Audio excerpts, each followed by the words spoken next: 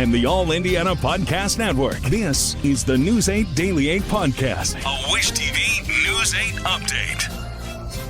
Hello, I'm Jeremy Jenkins, and this is your News 8 Daily 8 Podcast for Monday, December 30th. We begin with some solemn news this morning, the passing of the 39th President of the United States, Jimmy Carter.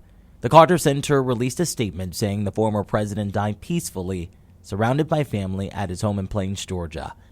It's a place where he and his wife spent most of their lives.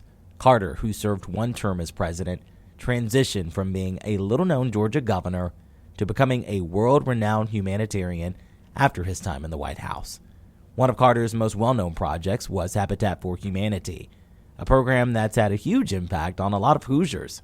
News 8's Phil Sanchez reports. When the house was finished and we delivered a Bible and keys to their new house, and we haven't all cried. In fact, I think that's the times in my life when I have wept more than any other for excitement and for gratification that I was privileged, along with my wife, to participate in such a great project. President Carter and his wife started the Jimmy and Rosalind Carter Work Project with Habitat for Humanity over 35 years ago.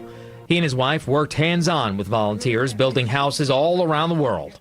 In 2018, President Carter brought the project to Indiana, building and improving 41 homes in Mishawaka and South Bend. Always was very front and center with talking with the home buyers as well as their children.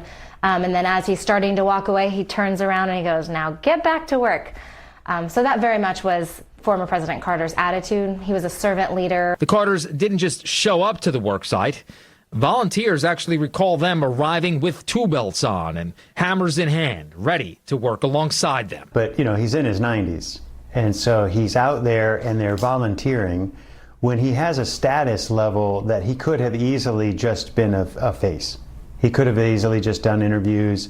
He could have easily just sort of lent his name and gone back and, had lunch at a hotel, right? And so while his name recognition was incredibly high, he was incredibly approachable. President Carter is leaving behind his humanitarian work, but Habitat for Humanity will continue to honor his legacy. I'm Phil Sanchez for Wish TV, wishtv.com, or follow us on Facebook for updates. The former president leaves behind a remarkable legacy defined by kindness and compassion. During his time in office, Carter focused on ending segregation, improving public health, and expanding American influence abroad. We spoke with professors at IU about the lasting impact of his work. This is what two professors at IU had to say. With Carter, it's important to understand he was both somebody that was trying to think about the future and grapple with how America's role had changed, right, in his time, right, which we are doing right now. We're trying to figure out what is the role of the United States in the world. He really taught us that basically as you age, you don't stop living and you don't stop serving. And so I think it was very, very impressive and inspiring to see him. He was just getting warmed up when he was president. He really took off and became such an energetic force, even in his 80s and 90s. And it shows you're never too old. You're never too anything to have an impact on this world. You just heard from Raymond Habersky and Jody Madera. Both of them say that Carter's story will continue to inspire discussions in their classrooms. While reactions from Carter's peers are also pouring out this morning, President-elect Trump saying this on Truth Social. The challenges Jimmy faced as president came at a pivotal time for our country, and he did everything in his power to improve the lives of all Americans. For that, we all owe him a debt of gratitude. Former President Barack Obama also shared his thoughts, saying, President Carter taught all of us what it means to live a life of grace, dignity, justice, and service. Michelle and I send our thoughts and prayers to the Carter family and everyone who loved and learned from this remarkable man. On to a big national news headline we've been following. The final death toll from the plane crash in South Korea stands at 179, with only 2 survivors.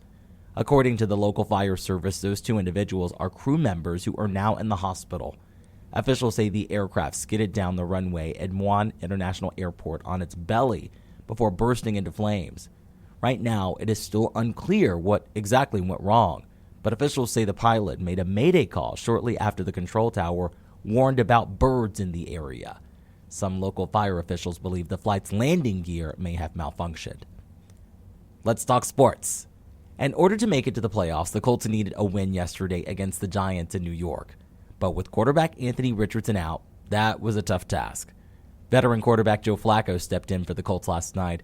The Giants have not won a single home game all season, but something was different last night, keeping the Colts on edge. In the fourth quarter, Flacco connected with Alec Pierce for a 13-yard touchdown, but that was not enough for a win. The Giants take the victory 45-33. When it comes to the weather, it will be a bit of a gloomy day today, but better than the weekend. Storm Track 8 says you can expect clouds for most of the morning and afternoon, and things are also going to get a bit chillier as we enter the new year. Meteorologist Marcus Bailey has your News 8 Daily 8 forecast. As we bring in the new year, winter back in a big way. If there's any hang up that we're monitoring here for the day today, it's fog, which should not be a surprise. Statewide, everybody received at least an inch of rainfall over the weekend. It was a lot. Up in northern Indiana is where we're kind of dealing with the fog issues right now. We may have a few spots in far east central Indiana, say around Winchester and Richmond. Lafayette, you may be seeing a little bit of fog here this morning as well. So just keep that in mind if you're going to be traveling over the next few hours, that there could be some brief fog formation out there here for this morning. In terms of visibility in the city, we're okay.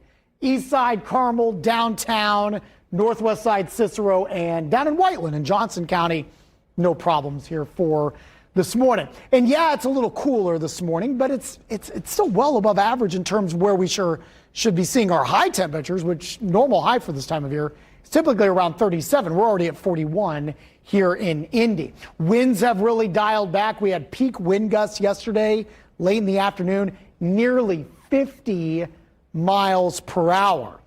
Satellite and radar, again, as I just mentioned, we're in between systems. Here comes moving out is the weekend system up into Canada. Our next system is out in the Central Plains and will be set to arrive as early as later tonight. I've got highs into the upper 40s later on for the afternoon, so still not bad for this time of year, but quite active starting later tonight. Rain and then potentially flipping to snow on Tuesday. A much, much colder start to the new year on Wednesday. And we are eyeing a potential weekend system here. Rain, maybe some snow for parts of our state. We'll time that out in my Storm Track 8 forecast coming your way in just a few minutes. To get a peek at Marcus Bailey's full forecast, just head over to wishtv.com. And don't forget, conditions will change throughout the day, so to make sure you have the most up-to-date forecast, download the Wish TV Storm Track 8 app. This has been your News 8 Daily 8 podcast for Monday, December 30th. I'm Jeremy Jenkins for Wish TV, wishtv.com, or follow us on Facebook for updates. This is the News 8 Daily 8 podcast, a Wish TV News 8 update on demand. For even more, on demand and on the go, connect with Wish TV on Facebook at wishtv.com and on the free Wish TV mobile app. Thank you for listening, and be sure to like, subscribe, and follow this podcast for updates every weekday morning on the All Indiana Podcast Network and wherever you get your podcast.